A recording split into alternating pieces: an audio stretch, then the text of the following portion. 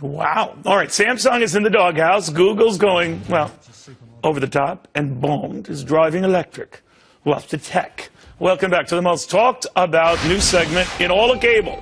Every day at this time, we are bringing you the latest, the coolest stuff in tech. And it's up to you to decide if you want to look into this, buy it, sell it, whatever you want to do with it.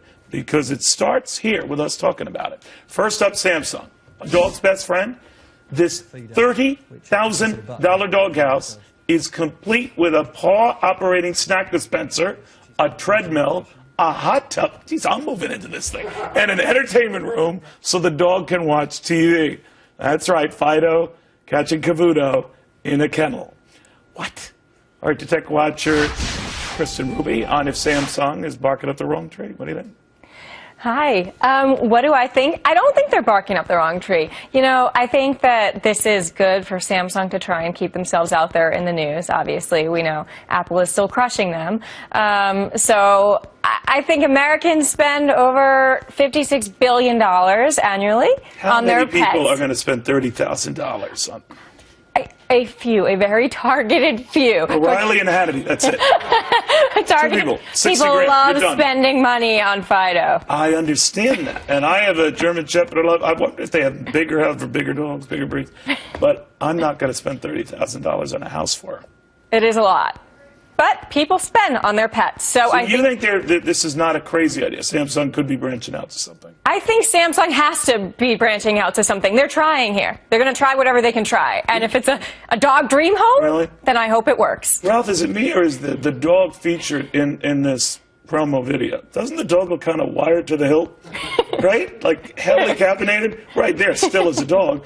But it was just like darting around. Anyway, that's just... Meanwhile, talk about a tech bubble. If you think Apple's spaceship campus is over the top, then Google's new tented city is really over the top. This climate-controlled headquarters, which is not just for dogs, it's equipped with large translucent canopies, restaurants, and running tracks. Hello? Could a Cinnabon be that far off?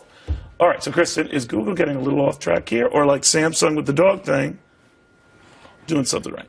I think Google's doing something right here. I think this is another example of their limitless ambition, but now in the commercial real estate industry. So I actually think that it's fantastic. I think in order to recruit top talent, people and companies need to do what companies like Google are doing today with this climate-controlled Googleplex, or even co-working companies like a Serendipity Labs or WeWork, what they're doing. That is where it's all about. People want amenities. They want things. But who's buying these things? Whole cities?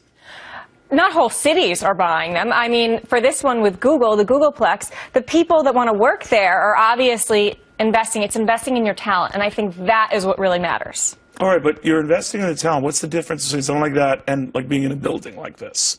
This is a whole contained biosphere they're talking about, right? Yes, completely contained. Well, you are actually operating in a bubble, and that there are some constraints with that, which you wouldn't have in a co-working. Well, that's all of Washington, D.C. I mean, but you're saying that, don't laugh, this could be the way to the future. It could be the way of the future, definitely. Yeah, well, you know, I used to laugh when I remember the World's Fair as a kid in New York. I was just a pup. But I remember they showed this vehicle that would drive on the moon someday. It was the Lunar Rover. You never know. All right, James Bond has got a license to kill and apparently a license to drive electric.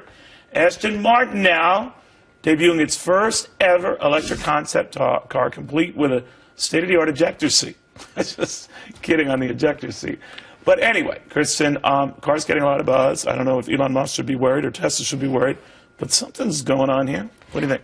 I think it's exciting for Aston Martin, but I still think they have a ways to go. You know, I think people want to buy these electric vehicles, but sales have been down, and I think that they need to change what they're doing in order to increase sales.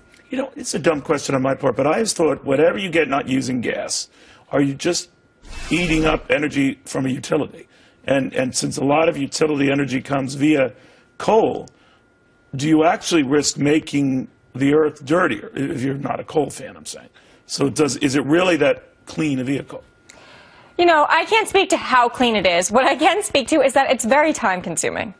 That's what I can say, and I think that in the end of the day, assuming that you have to plug it in. yes, people don't like. So what you're saving on one area, are you really saving that in time? No, and that's the biggest problem with it right now. Yeah, and I still think it's going to cause more marital fights. Someone's going to, I thought you plugged it in. No. People always think I'm crazy on that one, but I'm telling you. I'm telling you. Kristen, thank you very much. Very good having you. Thank you.